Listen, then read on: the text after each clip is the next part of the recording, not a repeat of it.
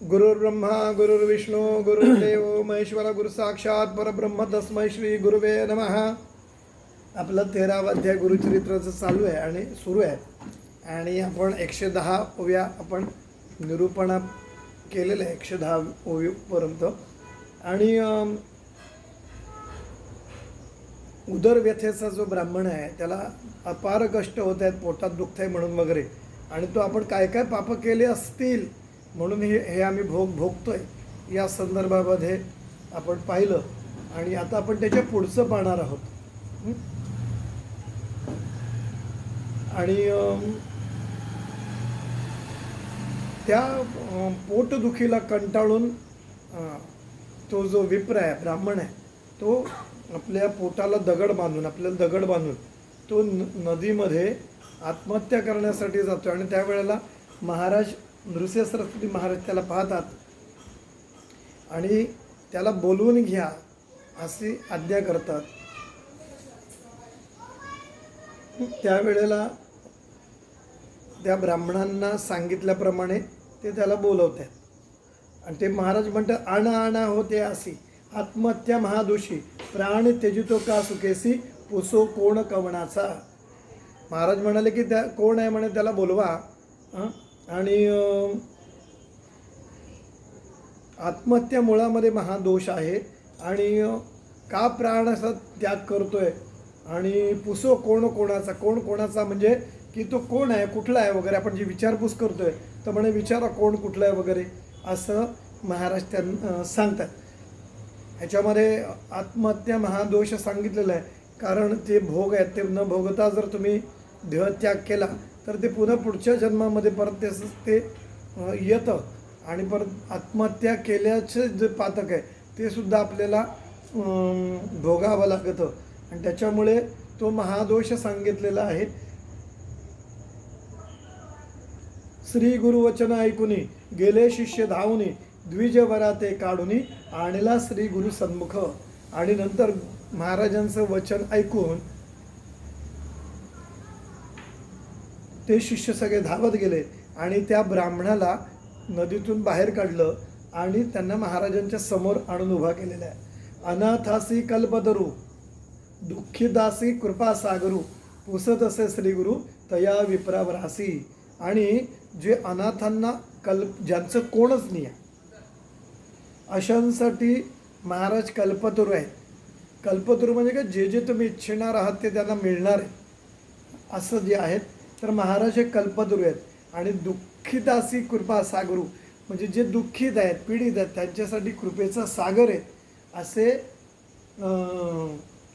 महाराज आहेत. आणि त्या महाराज त्यांना विचारतात काय, तर श्री गुरु म्हणते तयासी प्राण का त्यजो पाहासी आत्महत्या महादोषी काय वृत्तांत सांगा मा.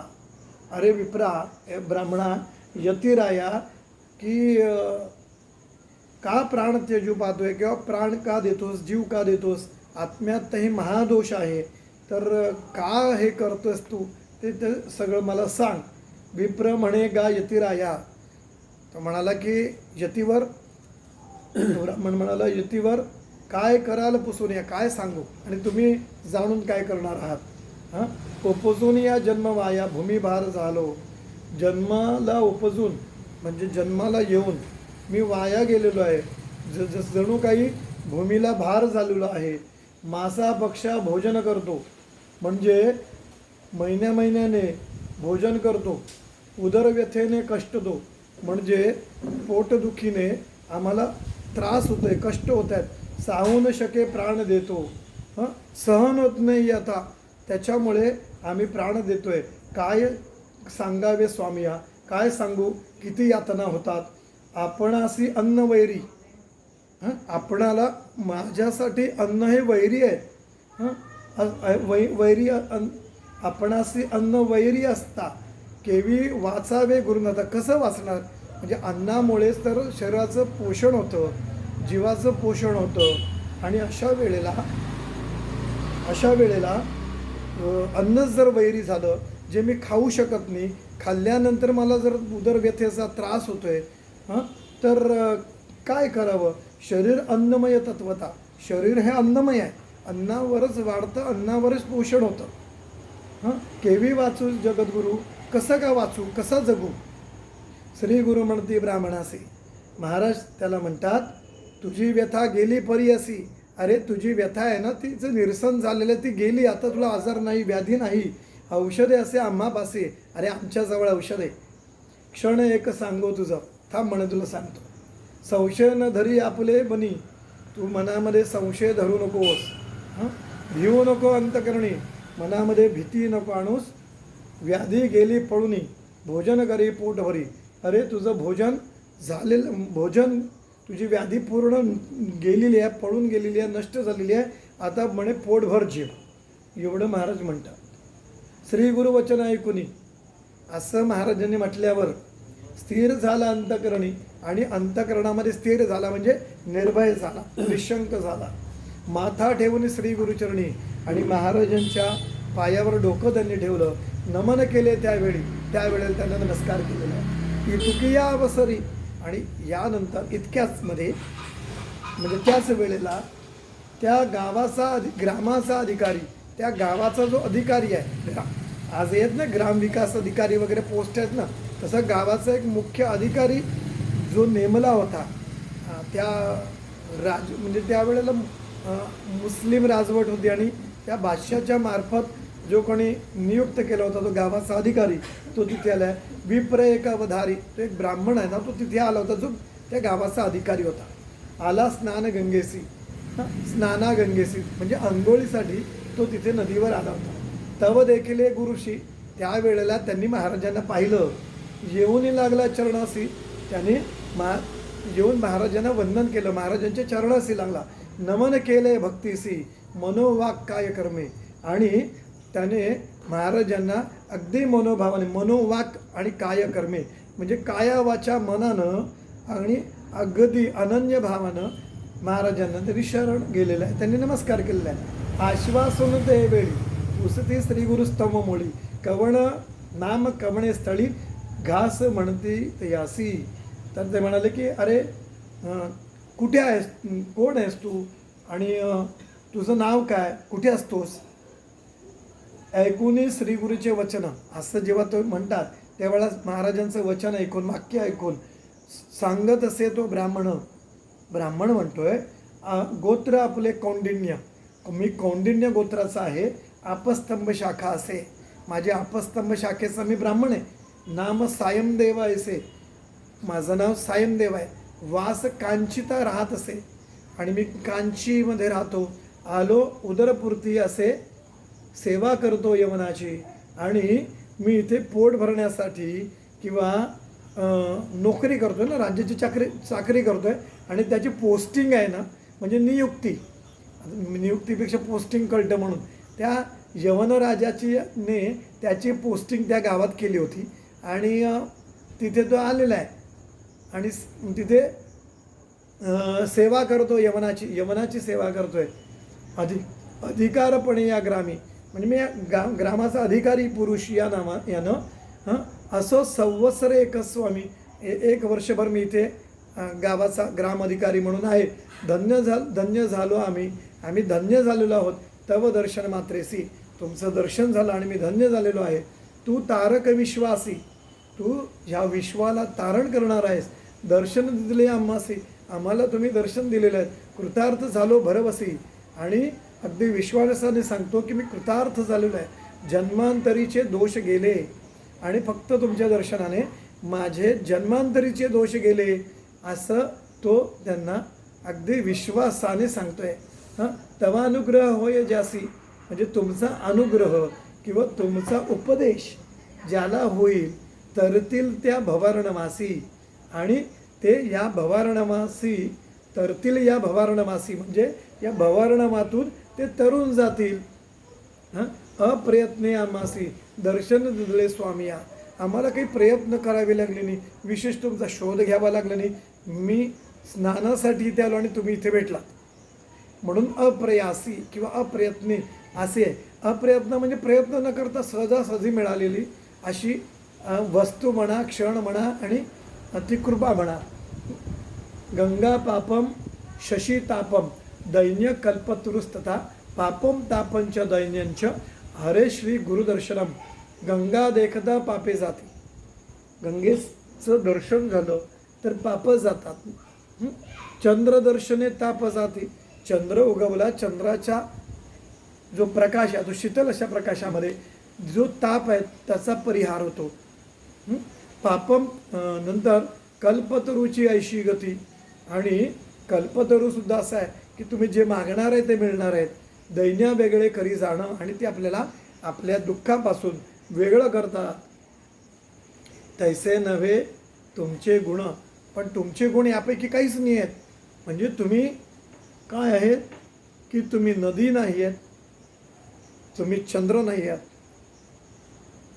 तुम्ही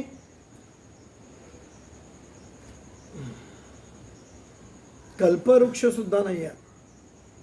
तर तुम्ही कोण आहात? तर तैसे नव्हे तुमचे गुण, पाप ताप दैन्य हरण. म्हणजे सगळंच जाणार आहे. म्हणजे नदीच्या दर्शनानं फक्त पाप जातं, चंद्राच्या दर्शनानं किंवा चंद्राच्या प्रकाशानं ताप जातो, आणि कल्पवृक्षाच्या सानिध्यामध्ये आपलं दैन्य जातं. पण महाराजांचे चरण असे आहेत की ह्यांच्याकडे एक एकच गुण आहे. ह्या गोष्टी अलौकिक असल्या तरी महाराजांच्या चरणाचं दर्शन झाल्यानंतर मात्र हे सगळं निघून जातं. म्हणजे काय जातं?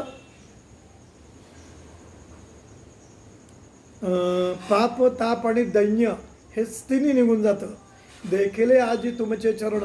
आज तुमच्या चरण पाहिलं, दर्शन झालं, आणि त्यामुळे चतुर्वर्ग फळ पावलो.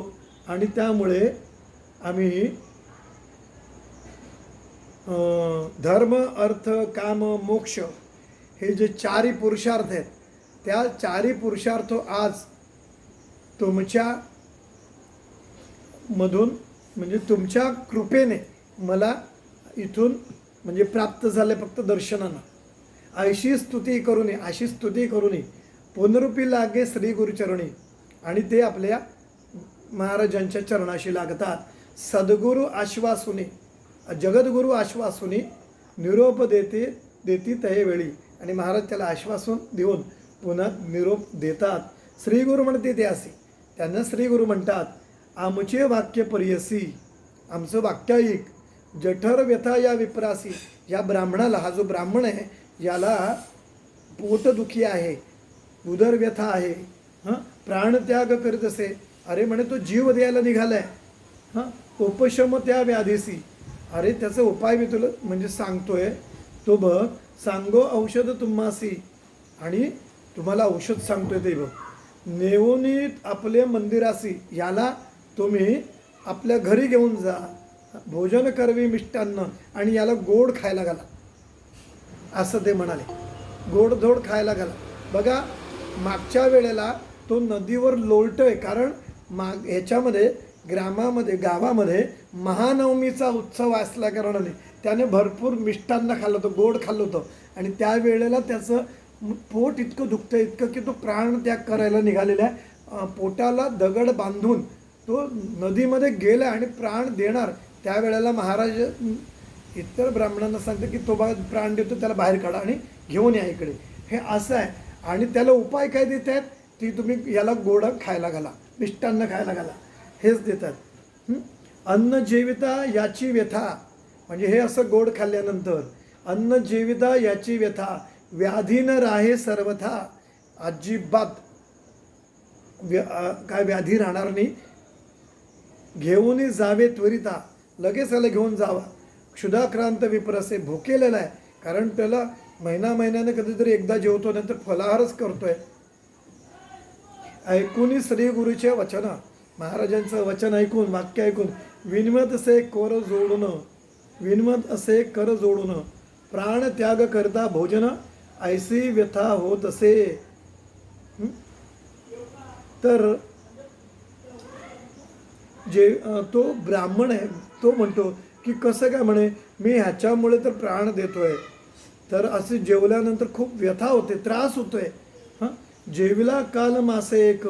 म्हणे 1 महिन्यानं काल जेवलो, म्हणजे जेव्हा आत्महत्या करण्यासाठी आला आणि त्यावेळेला तो त्याच्या आदल्या रात्री महानवमी होती आणि त्याने जेवला होता, तो मिष्टान्न खाल्लं होतं. आणि तो म्हणतो की जेवला काल मास एक, त्याने प्राण त्यजितसे एक. म्हणजे त्यामुळे तुम्ही प्राण देत होतो. अन्न देता आम्हासी देख.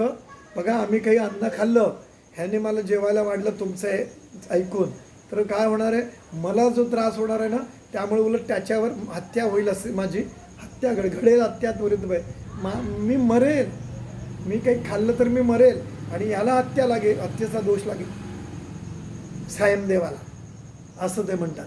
श्री गुरु म्हणते सायमदेवासी, हां आम्ही औषध देतो त्यासी. अपुपादी माशांनासी क्षीर मिश्रित परमान्न. आणि मी तुला औषध सांगतोय काय ते. अपूप म्हणजे वडे, अपुपादी माशांनासी, माश म्हणजे उडीद, म्हणजे उडदाचे असेल काही डोसा वगैरे साऊथचा भाग आहे, त्यामुळे उडदाचे उल्लेख त्यामुळे आलेला आहे. तर ते माशांना म्हणजे उडदाचं, कदाचित ते वडेसुद्धा उडदाचे असतील किंवा काय. अपुपादी माशांनासी क्षीर मिश्रित परमान्न. आणि दुधातले पदार्थ ते त्याला द्या, दूध घातलेले. अन्य जेविता त्वरेसी, व्याधी जाईल परियसी. आणि हा जेवला ना की लगेच त्याची व्याधी निघून जाईल. संशयन धरी का मानसी, संशयन धरिता मानसी, त्वरित गृहासी नेई वेगे. आणि काही मनात आणू नकोस, याला घरी घेऊन जा. अंगीकारुनी तय वेळी, म्हणजे मान्य केलं, अंगीकारुनी तय वेळी माथा ठेवी चरण कमळी. आणि नंतर महाराजांच्या त्यांनी पाया पडलेलं आहे. विनवित से करुणा बहाळी, आणि करुणा करू लागलेले आहेत. यावे स्वामी भिक्षेसी, तुम्ही सुद्धा भिक्षेसाठी आमच्याकडे या, असं त्यांना आमंत्रण दिलेलं आहे.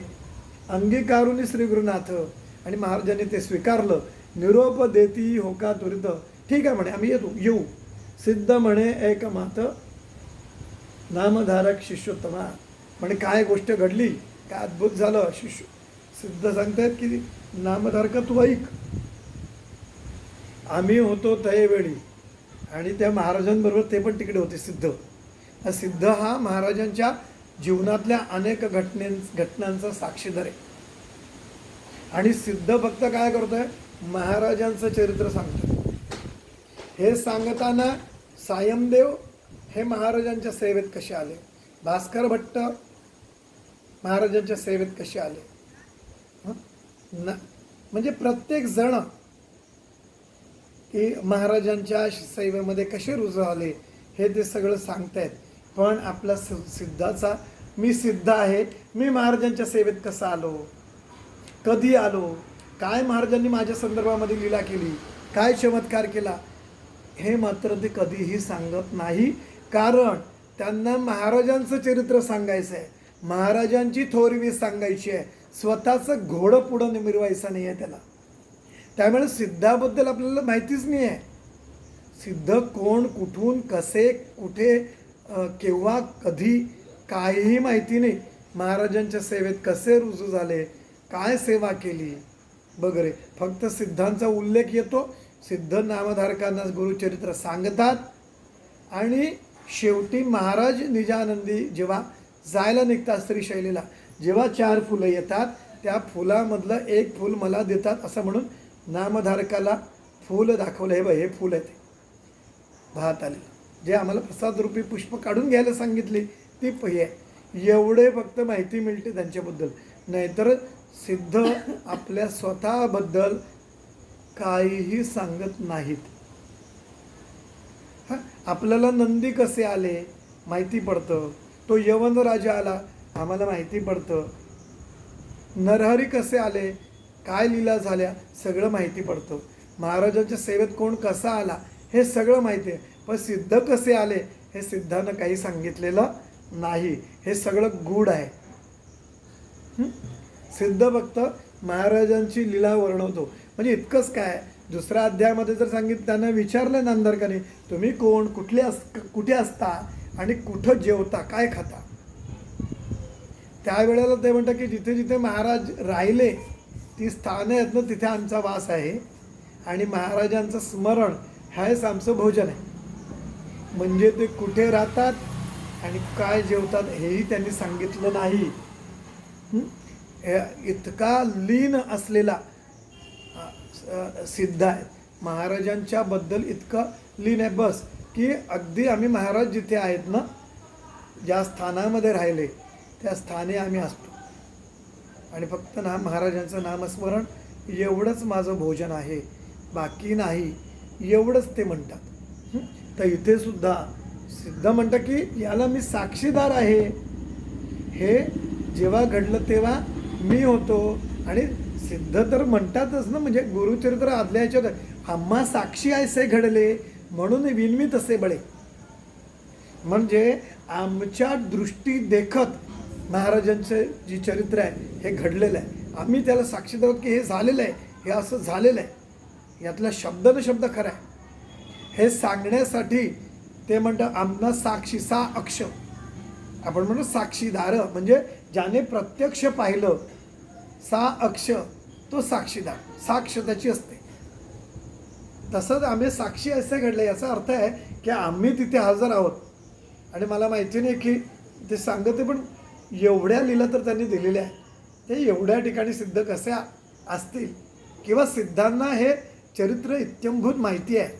उलट ते म्हणतात की आता मी संक्षेपाने सांगतोय, कारण कथेचा विस्तार होईल, चरित्राचा विस्तार होईल.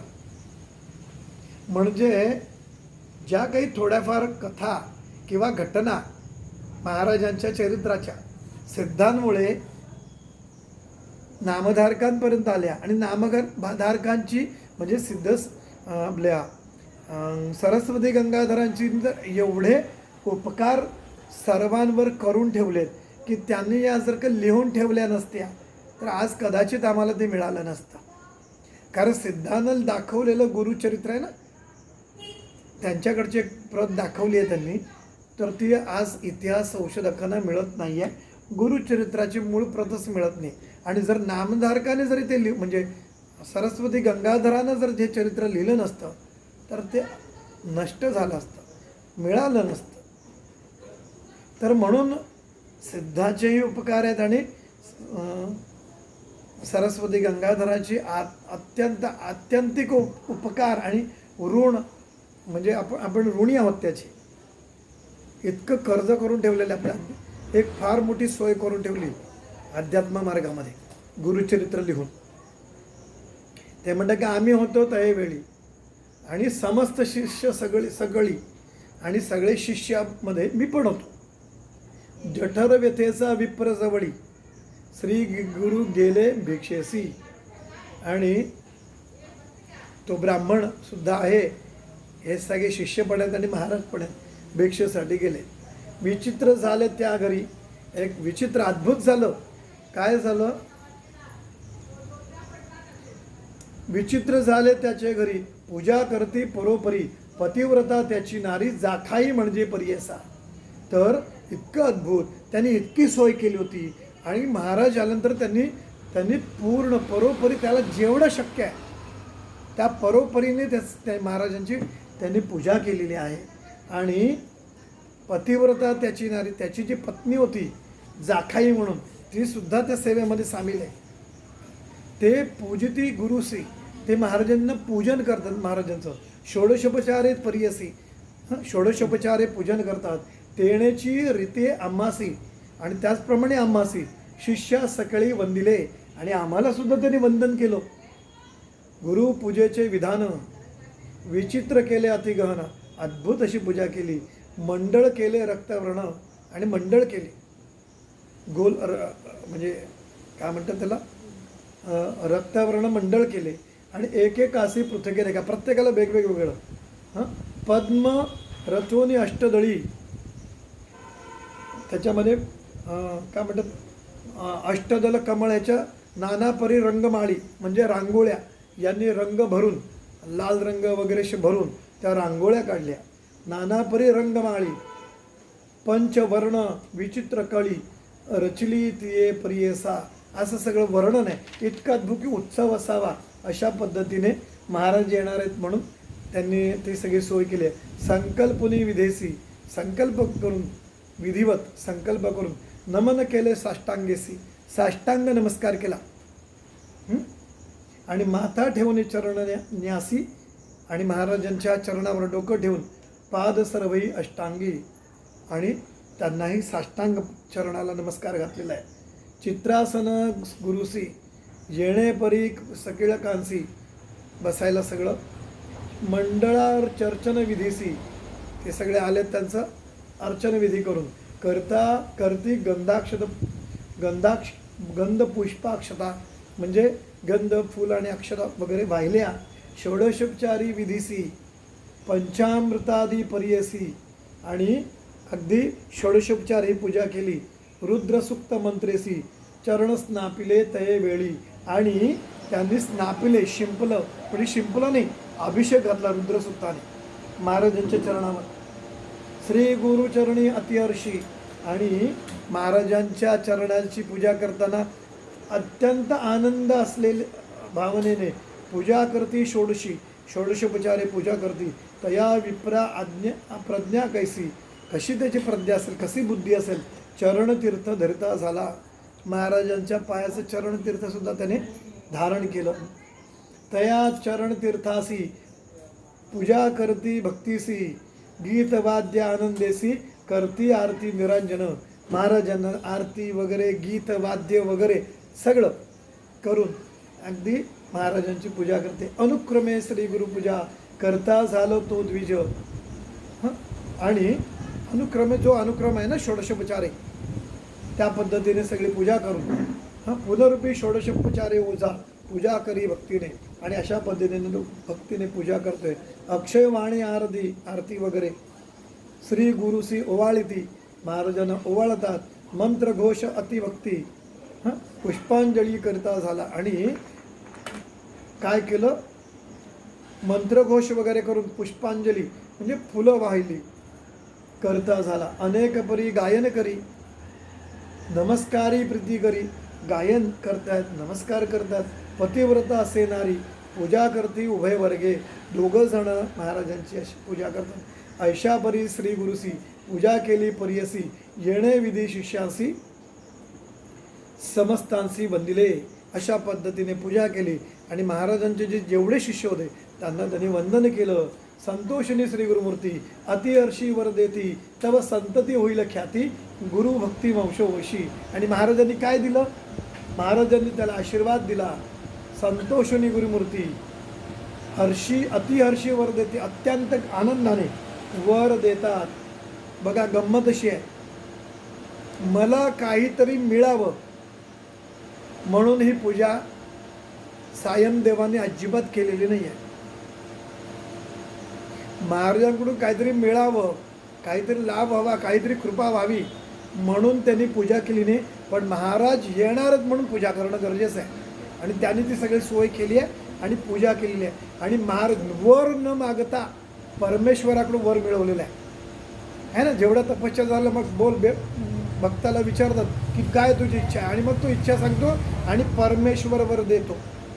इथं सायमदेव श्रेष्ठ भक्त काय आहे तर सायमदेवानं महाराजांकडे काहीच मागितलं नाही आहे.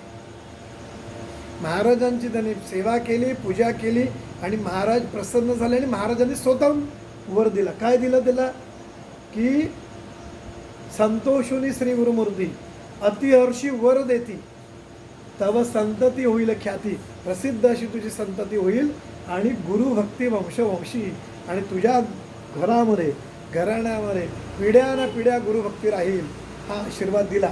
आणि त्याच वंशज हा सरस्वती गंगाधर ज्याला सिद्धाची भेट झाल्याने ज्याने गुरुचरित्र लिहिलं. इतकंच नाही तर या सायमदेवाचा जो मुलगा आहे मोठा मुलगा नागनाथ आपल्याला शेवटी 42व्या अध्यायामध्ये त्याचा उल्लेख आहे की अनंतव्रताचा महिमा आणि ते व्रत तुझ्या ज्येष्ठ मुलासी तू दे. आणि तिथे नागनाथ वगैरे हे करतात आणि नागनाथाला पाहून अत्यंत प्रेम हे झालेलं आहे. आणि ते सांगताय सर्वांच्या समोर की हा तर अगदी प्रख्यात असा होईल सिद्ध होऊन जाईल अध्यात्मामध्ये प्रगती होऊन जाईल. आपल्याला सांगतो हत्तरवाट नावाचं गाव आहे तिथं या नागनाथाची समाधी आहे आणि महाराजांच्या कृपेने, महाराजांनी फक्त आशीर्वाद दिला होता ना, तर या सायमदेवाचा जो मुलगा आहे तो अगदी महाराजांसारखा सिद्ध झाला आणि त्याची समाधी हत्तरवाट इथे आहे. आजही त्यांचे अनेक शिष्य आहेत आणि त्यांची त्या समाधीची सेवा केली जाते. म्हणजे हा महाराजांचा जो आशीर्वाद नंतर फळलेला आहे. इतकंच नाही तर सायमदेवापासून गुरुचरित्र लिहिणारे सरस्वती गंगाधर इथपर्यंत गुरुभक्ती आहे. इतकंच नव्हे तर ती पिढ्यानं पिढ्यानंतर पुढे राहिली. आणि काशी यात्रा फळ जे सांगितलेलं आहे ना, काशी यात्रेचं, आणि ते तुमच्या 31 का 32व्या पिढीमध्ये येईल असं सांगितलं. आणि ती आता एक पुढची पिढी आहे जी आता येणारी आहे ना, त्यावेळेला काय फळ मिळते बघूया. मी जाऊन आलो त्यांच्याकडे, म्हटलं मला कळवा काय होतं ते. तर ह्या सगळ्या गोष्टी आहेत आणि न मागता महाराजांनी प्रसन्न होऊन दिलेला अद्भुत असा वर आहे. आणि ज्याला वंशपरंपरात एखाद्या कुटुंबामध्ये कुळामध्ये गुरुभक्ती राहणं, याचा अर्थ असा आहे की अखंड त्या घराण्यावर महाराजांची कृपादृष्टी आहे. तव संतती होईल ख्याती, गुरुभक्ती वंशवंशी. तू जाणशी तू गुरुतत्वातला जाणून घेशील. अभिवृद्धी वंशासं, वंशवाढ होईल. पुत्र पौत्र हर्ष, आणि मुलाबाळांना आनंद होईल किंवा तुलाही आनंद होईल. गुरुभक्तीने घडे, गुरुभक्तीने ते होईल. ऐसे बोलूनी द्विजासी, असं सांगून त्या ब्राह्मणाला आश्वासिती अतिहर्षी, आणि त्यांना आश्वासित करतायत. नमन करून श्री गुरुसी, ठाय घातले द्विजे तई वेळी, आणि नंतर बसायला आसन घातलं. नाना परीचे पक्वान्ने, म्हणजे शिजवलेली, नाना परीची पक्वान्ने, अपुपादी माशांनी, वडे वगैरे आणि उडदाचे पदार्थ, अष्टविध परमानंदे, 8-10 प्रकारचे पदार्थ बनवले होते. शर्करा सहित निवेदली, आणि अगदी गोडधोड साखरेतले पाकातले वगैरे सुद्धा, ज्याच्यात साखर घातली असेल असे पदार्थ सुद्धा. शाका पाक नानापरी, म्हणजे भाज्या वाढीतातच सविस्तरी, भरपूर आग्रह करू सगळ्यांना वाढतायत. भोजन करी प्रीती करी, आणि आनंदाने भोजन करतायत. कोण? श्री गुरु पर्यसा, महाराज आनंदाने भोजन करतात. उदरव्यथेच्या ब्राह्मणे, भोजन केली परिपूर्णे, त्या ब्राह्मणाला सुद्धा पोटभर आग्रह करून खायला घातलं. व्याधी गेली तक्षणे, आणि त्याच समयी त्यांची व्याधी गेलेली आहे. श्री गुरुचे कृपादृष्टी, महाराजांच्या कृपादृष्टीने फक्त सांगितलं की तुझी व्याधी आत्ताच्या आता गेली आहे पडून, जाऊन आता मग जेव. आणि इथं तू जेवतोय, तर महाराजांच्या कृपेने त्याची ती व्याधीने गेलेली आहे. परीस लागता लोहासी, लोखंडाला परीस लागावा तर सुवर्ण होय परियेसी, त्याचं सोनं होऊन जातं. दर्शन होता श्री गुरुसी, व्याधी कैसी सांग मज. अरे परिसाला नकळतपणे जरी लोखंड लागलं तर लोखंडाचं लगेच सोनं होऊन जाईल, काही वेगळं करावं लागत नाही.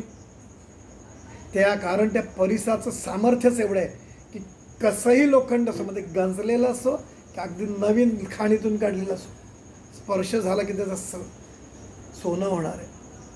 आणि महाराज तर परिसही नाही आहे ना, गुरुला परिसाची उपमा द्यावी का? तर ज्ञानेश्वर माऊली म्हणतात की नाही, रामदास स्वामी म्हणतात नाही. तर तसंच महाराजांची कृपा झाल्यावर व्याधी राहणार आहे का? तर नाही राहणार आहे. व्याधी कैसे सांग मज, उदय होता दिनकरासी. अरे उदय होता, उजेडता, म्हणजे सूर्य जर उजेडला किंवा म्हणजे सूर्योदय झाला तर संवार होय अंधकारासी. तर सूर्य उगवल्यावर अंधकार राहू शकतो का? नाही राहू शकत. त्याप्रमाणे श्री गुरुकृपा होय जासी, दैन्य कैसे तया घरी. अरे गुरुची कृपा जर ज्याच्यावर झाली तर त्याच्याकडे दैन्य कसं काय राहील? नाही राहणार आहे ते. असं ते म्हणतात. ऐसे परी श्री गुरुनाथे, अशा पद्धतीने महाराजांनी गुरुनाथाने म्हणजे महाराजांनी भोजन केले शिष्यासहित, आणि शिष्यासहित तिथे भोजन घेतलेलं आहे. आनंद झाला तेथे बहुत, आणि सगळ्यांना तिथे आनंदित झाले, म्हणजे वाढणारे पण आनंदित झाले, कारण महाराजांची सेवा करायला मिळाली आणि महाराज आमच्याकडे जेवले, हा आनंद आहे. आणि शिष्य वगैरे सुद्धा आनंदित झालेत की गुरूंच्या बरोबर आम्ही जेवतोय. आणि गुरु ह्याच्यासाठी आनंदित आहेत की जे काही करतो तो एकनिष्ठेने आणि कुठलाही स्वार्थ न ठेवता भक्तीने करतोय. काहीच मागायचं नव्हतं त्याला, महाराजांनी स्वतःच वर दिलंय. यामुळे महाराज सुद्धा आनंदित आहे. आनंद झाला तेथे होतं, विस्मय करते सगळं जन, आणि बाकी जी सगळी लोक आहेत ते आश्चर्य व्यक्त करतात. अभिनव करते सकळ जन, द्विजासी होते वैरी अन्न. आश्चर्य याच्यासाठी सुद्धा आहे की अभिनव आहे, अद्भुत आहे, की ज्याच्यासाठी अन्न वैरी आहे, तो खाऊ शकत नव्हता, त्याला तेच औषध झाले, तेच जाणं, तेच औषध झालं त्याच्यासाठी. जे मिष्टान्न वगैरे खाल्लं त्याने पोट बिघडलं होतं म्हणजे खाल्लं की त्याला त्रास व्हायचा, आणि इथं त्याला वाढून आग्रह करून वाढून त्याला खायला घातलं, आणि व्याधी गेली निघून, आणि त्याची व्याधी निघून गेलेली आहे. सिद्ध म्हणे नामधारकासी, गुरु कृपा होय ज्यासी, जन्मांतरीचे दोष जाती, व्याधी कैसे त्याचे देही. महाराज असं म्हणतात, मामले नामधारक म्हणतात की अरे सिद्ध जे आहेत महाराजांचे शिष्य, सिद्ध म्हणतात नामधारकाला की अरे गुरुकृपा ज्याच्यावर होईल त्याचे जन्मांतरीचे दोष जातात. तर ती व्याधी कसली राहणार आहे, व्याधी कैसे त्याची देही. गंगाधराचा नंदनू सरस्वती सांगे विस्तारून, म्हणजे गंगाधराचा मुलगा सरस्वती तुम्हाला विस्तारपूर्वक सांगतो गुरुचरित्र कामधेनू. गुरुचरित्र खरंच कामधेनू आहे. हे सगळं बघतो आग्रहाने सांगतायत सगळे सिद्ध आणि नामधारक. प्रत्येक अध्याय बारकाईने वाचा की अरे जन्मांतरीचे दोष महाराजांच्या कृपेने दर्शनाने जातात, तर व्याधी जाणार नाही आहे का. तो ब्राह्मण म्हणतो मी काय पाप केलं, आणि तो सगळं सांगतोय की मी हे केलं का ते केलं. कालच्या ह्याच्यामध्ये आपलं निरूपण झालं, आणि इतकं असताना देखील महाराज भक्त बसलेत, त्याच्यावर स्वतःहून कृपा केली. त्या ब्राह्मणाला बोलवा असं ते म्हणतात. तो ब्राह्मण काही पायाशी लागला नाही त्यांच्या. महाराजांना आहे ना, आपलीच लेकरं आहेत ते, आणि असे आहेत तर त्यांना म्हणजे दुःखा आणि सुखाच्या पलीकडे आहेत ते, पण त्यासाठी त्यांना ते बोलवतात ब्राह्मण की ते काय जातो का आत्महत्या करतोय बरं बोलवा. आणि अगदी कृपादृष्टी त्यांच्यावर पडली आणि त्याची व्याधी गेली आहे. तर अशी गुरुकृपा असते. गंगाधराचा नंदनू सरस्वती सांगे विस्तारून, गुरुचरित्र कामधेनू एका श्रोते एक चित्ते, एक चित्तानं एका, जे एकती भक्ती धरुनी. म्हणजे असं असतं ना, जाऊ दे आज काय लाईटच गेले तर टी व्ही पण बंद आहे, जाऊया आता विशाल काय बोलतोय ते तरी ऐकूया. तर ही अशी भक्ती काही कामाची नाही. तुम्हाला सगळं सोडता आलं पाहिजे. म्हणजे मी सुद्धा आता मला डाउजिंग आपल्या ह्याचा लांब फेरेचा वेबिनार होता. माझं मन असं दोलायमान झालं की काय करू. मी मेसेजही टाकला होता आपल्या ग्रुपवर की आज होणार नाही. सकाळी 11 वाजेपासून अगदी 5:45 माझा आधीचा कोर्स झाला, आणि याच्यानंतर मला परत हे करायचं होतं. पण मग म्हटलं आपण बुद्धीवर आलो की काय करायचं. तर मी म्हटलं नाही, गुरुभक्ती पहिली झाली पाहिजे. तर मग मी लगेच, आणि इथे आलेच होते सगळे, त्यामुळे मग मी म्हटलं नाही आपण चुकतोय. तर मी म्हटलं की लांब फेऱ्या पुन्हा कधीतरी करता येईल, पण आयुष्य सरतं ना क्षणोक्षणाला, कारण आपली ती शिकवण आहे ना, क्षणोक्षणाने आयुष्य सरतं आहे. त्यामुळे गुरुभक्ती घडली पाहिजे, हे महत्त्वाचं आहे. हे मी बोललो तर माझी स्थिती दोलायमान झाली. म्हणजे मी पण कच्चा आहे, लक्षात ठेवा. तुम्ही मला की माझ्यावर हे विसंबून राहू नका, लक्षात घ्या. तुम्ही महाराजांवर विसंबून राहा. आता हल्ली म्हणजे काय, सगळीकडे असतं. कोणी एखादा सत्पुरुष कसा तयार होतो माहिती आहे का, तो सांगत नाही मी सत्पुरुष आहे, कधीच नाही सांगत. लोक जातात त्याला मोठं करतात, लोक जातात म्हणून मोठं होतं. तो सांगत नाही, कोणाला बोलवत नाही. तो जातो, अरे तिकडे जा, तिथे होईल, तिथे जा, तिथे. हे असं करण्यापेक्षा अरे महाराज काय म्हणते, गुरुचरित्र कामधेनू असं उल्लेख आहे. तर ही कामधेनू कोठे आहे, महाराजांचं चरित्र आहे. म्हणून मी म्हणतो की गुरुचरित्राचं पारायण, गुरुचरित्राचं चिंतन करत राहा. तर त्याच्यामध्ये ऐकती भक्त काय जे एकती भक्ती धरूनही व्याधी नासती त्या स्थानी, त्याच्या सगळ्या व्याधी नष्ट होतात. शारीरिक व्याधी, मानसिक व्याधी, भौतिक, अधिभौतिक आणि आध्यात्मिक त्रिविध ताप यांचं शमन होतं. अखिल सौख्य होय त्या जनी, आणि त्यांना अखिल सौख्य, अनेक प्रकारचे सुख प्राप्त होतात. सत्य सत्य त्रिवाचा. सत्य सत्य त्रिवाचा म्हणजे काय, मी त्रिवारपणे सांगतोय, खरं आहे असं ते म्हणतात. इति श्री गुरुचरित्रामृत श्री गुरुचरित्र वर्णनम येथ ब्राह्मण व्याधी निरसोनी त्वरित सुखी केला श्री गुरुने. आणि असे हे गुरुचरित्र आहे की इथे वर्णन केलं की ज्या ब्राह्मणाची व्याधी निरसून त्या ब्राह्मणाला फक्त कृपा दृष्टीने त्याला सुखी केलेलं आहे महाराजांनी. इति श्री गुरुचरित्र परमक कथा कल्पतरो श्री नृसिंह सरस्वत पाख्याने सिद्ध नामधारक संवादे विप्र उदर व्यथा निरसनम नाम त्रयोदशाध्याय श्री गुरु दत्तात्रेयार्पणमस्तु. ओवी संख्या 169. श्री गुरु दत्तात्रेयार्पणमस्तु. गुरुकृपा असते ना, ते सूक्ष्म स्थूळी असं आधी येऊन गेले बघा. गुरुकृपा कशी असते, सूक्ष्म स्थूळी. इथं आम्हाला उदरव्यथेच्या ब्राह्मणाची व्यथा निरसन केली, हे स्थूळ लीला आहे महाराजांची, स्थूळ लीला आहे. आणि ते कृपा दिसून आली की अरे उदरव्यथा बरी झाली. पण सर्वात मोठा लाभ जो कोणाला झालेला आहे ना, तो सायमदेवाला झालेला आहे. सायमदेवाला सांगितलं की तुझे पुत्र असे प्रसिद्ध अशी मुलं होतील, ज्याची ख्याती होईल, आणि तुझ्या घरामध्ये अखंडित वंशवंशी माझी भक्ती राहील. तर सर्वात मोठा कोणाला जर घबाड मिळालेला असेल ना, तर सायमदेवाला मिळाले. आणि गंमत अशी आहे की ते न मागता मिळालेलं आहे.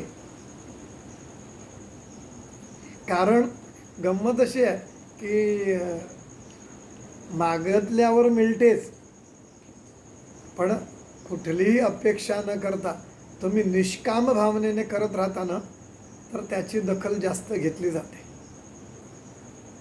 तर हे लक्षात घेणं गरजेचं आहे की गुरुकृपा कशी होते. आम्ही साधनेमध्ये कुठे कमी पडतो ना, ते लक्षात घेणं गरजेचं आहे. आम्ही वारंवार, मी तुम्हाला एक उदाहरण देतो की आम्हाला थोडासा त्रास झाला ना की आम्ही म्हणतो, चला एवढं देवाचं करून काय फायदा झाला आपल्याला, चला आम्ही एवढं करायचं ना, आपल्याच मागे साले हे बघ आरामखोरी करतात तरी सुखाने जगतात. इथं काय होतं, तुम्ही म्हणून जाता, पण इथे याचा अर्थ असा असतो ना की तुमची भक्ती कच्ची आहे. तुम्ही गुरुकृपेवर शंका घेता. ते तर कृपा करणारच आहेत ना. सूर्य उगवलेला आहे ना, तर सूर्याचा उजेड, सूर्याचा प्रकाश सर्वांसाठी आहे. सर्व लबाडांवर सुद्धा घरावर पण तेवढंच ऊन पडतं जेवढं पुण्यवंताच्या घरावर ऊन पडतं. त्याची कृपा सर्वत्र सारखी असते. ज्ञानेश्वर माऊलीने एक उदाहरण दिलेलं आहे. पाणी असतं ना, ते पाणी कधीही असा विचार करत नाही की गायीच्या पोटामध्ये 33 कोटी देव आहेत, किंवा गाय ही खूप चांगली प्राणी आहे, प्रेमळ आहे, म्हणून तिची तहान भागवावी. आणि वाघ आहे तो हिंस्र आहे, त्यामुळे त्याला पाणी मिळू नये, त्याची तहान भागू नये असं करत नाही. परमेश्वराच्या दृष्टीने सुद्धा हलकटातला हलकट माणूस पण त्याचंच लेकरू आहे, आणि सज्जनातला सज्जन माणूस असेल ते सुद्धा त्याचंच लेकरू आहे. संध्याकाळी निर्व्यसनी मुलाला आई ज्या प्रेमानं जेवायला घालते, त्याच प्रेमानं दारू ढोसायला गावाच्या बाहेर कुठेतरी गेलेल्या पोराची वाट बघते त्याची, आणि त्याला जेवण काढून ठेवते की तो उपाशी झोपू नये. सांगायचा मुद्दा आहे की हे तुम्ही बोलायचं नाही आहे. विवेकानंदांनी पण सांगितलं आहे, त्याचं प्रेम दुष्टातल्या दुष्ट व्यक्तीवर पण आहे आणि चांगल्यातल्या चांगल्या व्यक्तीवर पण तेवढंच प्रेम आहे, कारण तो स्थितप्रज्ञ आहे. अर्जुनाला म्हटलं ना कृष्णानं, म्हणजे कृष्णाला अर्जुन प्रश्न विचारतोय, स्थितप्रज्ञ का भाषा समाधिस्य केशवा. त्यावेळेला तो तुल्य निंदा असतो तरी मौनी वगैरे, का निर्ममो निरहंकार, हे सगळं सांगतोय. इतक्या समभावाने तो सगळ्यांवर हे करतोय, सगळ्यांवर प्रेम करतो. त्यामुळे तुम्ही अशी शंका घेणं योग्य नाही की त्याला हे करतात आणि मला नाही करत. आपण साधं म्हणतो ना, हां तुला तोच लाडका, मलाच बोल, फक्त मलाच काम सांग, त्याला काम सांगू नको. तर हे जे आपण करतोय ना, अध्यात्मात नाही चालत आहे, कारण परमेश्वराकडे भेददृष्टी नाही आहे ना. त्यासाठी पाण्याचं उदाहरण ज्ञानेश्वर माऊलींनी दिलं आहे आणि मी सूर्याचं सांगितलं. ह्या गोष्टी लक्षात घेणं गरजेचं आहे. त्यामुळे आपण कधीही असं म्हणतो की आयला हलकट माणसाला, अरे रावणावर पण प्रसन्न झाला ना तो, रावणावर पण प्रसन्न झाला. आता रावणाचं चरित्र काही त्याला माहिती नाही, रावणाकडून पुढं काय घडणार हे माहिती नाही, सगळं आहे ना. म्हणजे अगदी संत सज्जनांवर पण तो प्रसन्न होऊन त्यांना वर देतो, आणि राक्षस तपश्चर्या करतात त्यांनाही प्रसन्न होतो, कारण ते राक्षस आणि हे संत म्हटले सगळी लेकरं त्याचीच आहेत. दारू पिऊन आलेल्या मुलाचे पण कपडे तीच धुते, आणि जो दारू पित नाही त्याचे कपडे पण तीच धुते. पाप धुवायची कामं तिचीच, गुरुचीच आहेत, आणि गुरुला हे करावंच लागतं. ह्या सगळ्या गोष्टी अशात, आणि म्हणून तो भक्त वत्सल आहे, हे लक्षात घ्यायचं आहे. त्यामुळे अध्यात्मामध्ये शंका घात करते, हे लक्षात ठेवायचं. म्हणून निशंक होई रे मना, निर्भय होई रे मना. तुम्हाला निर्भय व्हायचं आहे आणि निशंक व्हायचं आहे, तरच तुम्ही परमेश्वराकडे जाण्यासाठी तयार होता. व्यवहारामध्ये शंका ही आवश्यक ठरते. म्हणजे मी एका ठिकाणी पैसे गुंतवण्यासाठी 10 वेळा विचार कर, शंका कर, 4 जणांना विचार, माहिती करून घे. शंका आवश्यक ठरते. व्यवहारामध्ये शंका ही तुम्हाला पुढे नेते, पण अध्यात्मात घात करते. तसे अध्यात्मामध्ये निशंकता ही पुढे नेते, हे लक्षात घेणं गरजेचं आहे. म्हणजे चप्पल सर्वत्र चालते, ती आवश्यक असते, पण मंदिरामध्ये चप्पल घालून येता येत नाही. तसं शंकित होऊन तुम्ही परमेश्वराकडे येऊ शकत नाहीत. म्हणून निशंक हो.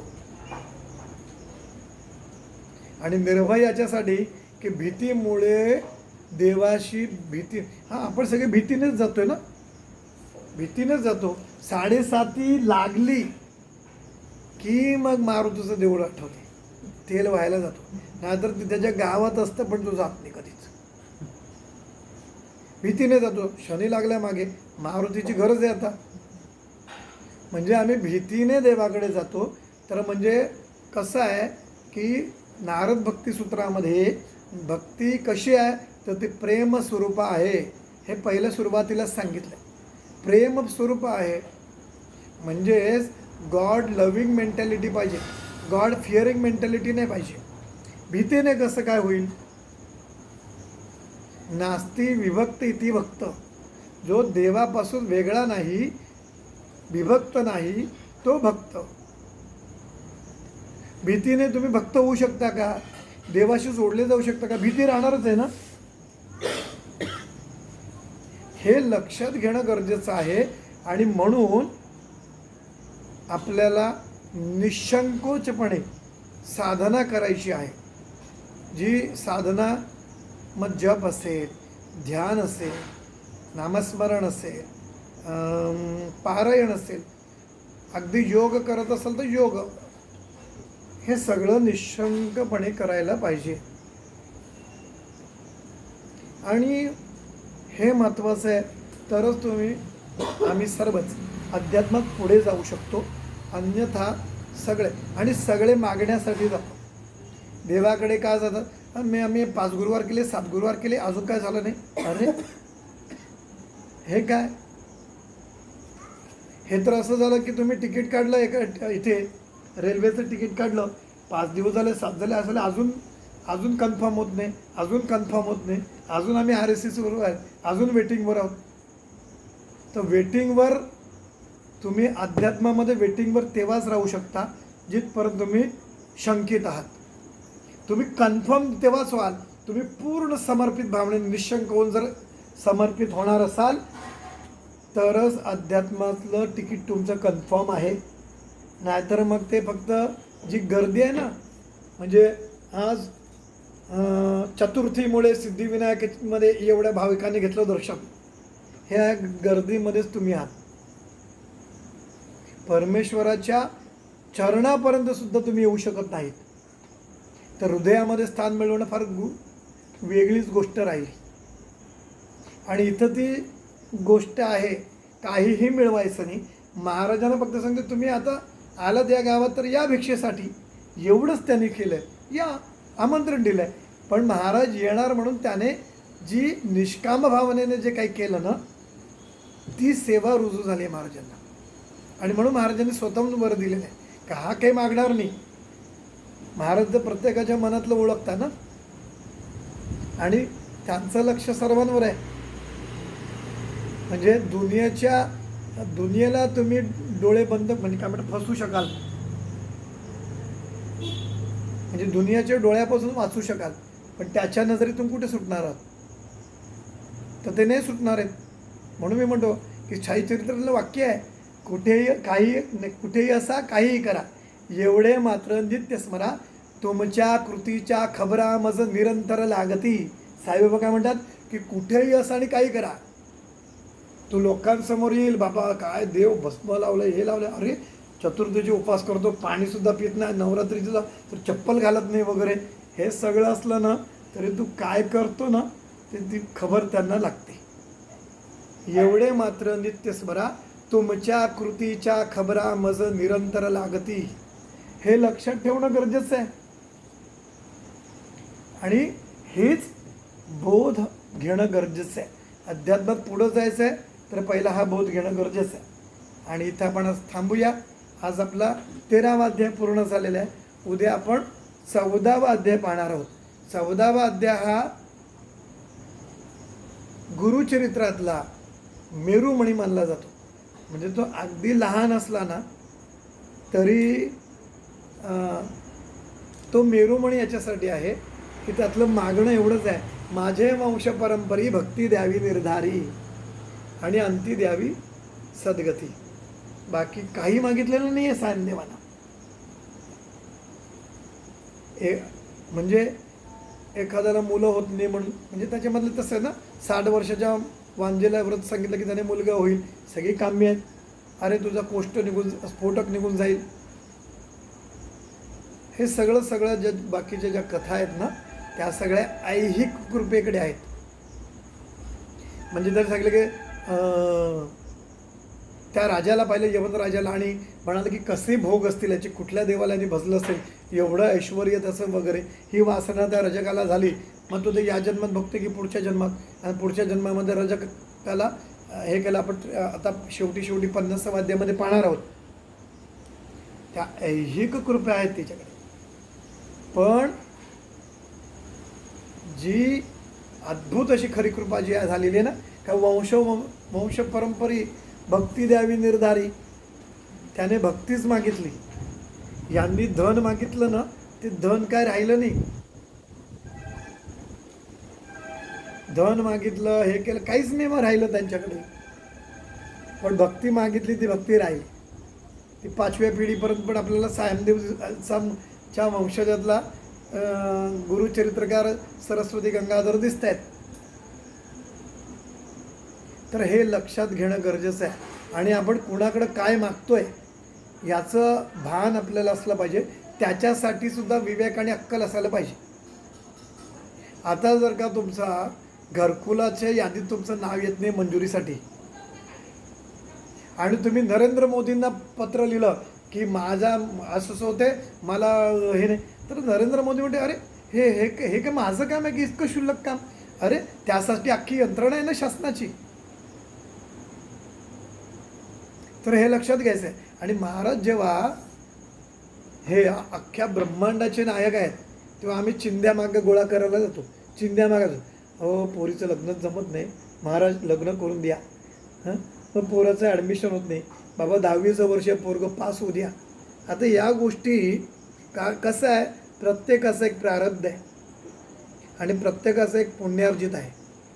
बऱ्याचदा होतं काय की आपण हे सगळं बदलायला सांगतो, पण ते बदलण्यासाठी त्याचं तेवढं प्रारब्ध आहे का बदलण्यासारखं. आता जसं राष्ट्रपतीला एक अधिकार आहे, भारतीय राज्यघटनेच्या कलम 55 नुसार बंदी प्रत्यक्षीकरणाचा अधिकार आहे, कैद्याला आहे, गुन्हेगाराला आहे. म्हणजे काय, एखाद्या व्यक्तीला समजा जन्मठेप झाली किंवा फाशीची शिक्षा झाली, तर ती तुम्हाला खालच्या कोर्टातून वरच्या कोर्टात म्हणजे करता येत, अगदी सुप्रीम कोर्टापर्यंत झाला. पण सुप्रीम कोर्टानं निर्णय दिला, खालच्या कोर्टाचे निर्णय कायम ठेवून तोच निर्णय सुप्रीम कोर्टाने जरी दिला, तरीसुद्धा ती शिक्षा कायम ठेवायची, कमी करायची की रद्द करायची, हा अधिकार कोणाला आहे, राष्ट्रपतीला आहे. है ना. बंदी प्रत्यक्षीकरणाचा फॉर्म भरावा लागतो आणि तो फॉर्म राष्ट्रपतीकडे पाठवावा लागतो.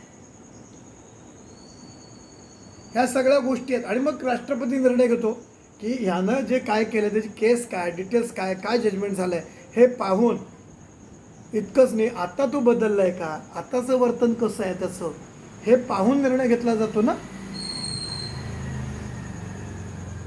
तर त्यामुळे मग लोक म्हणतात अरे एवढं केलं पण काहीच नाही आलं, काहीच झालं नाही.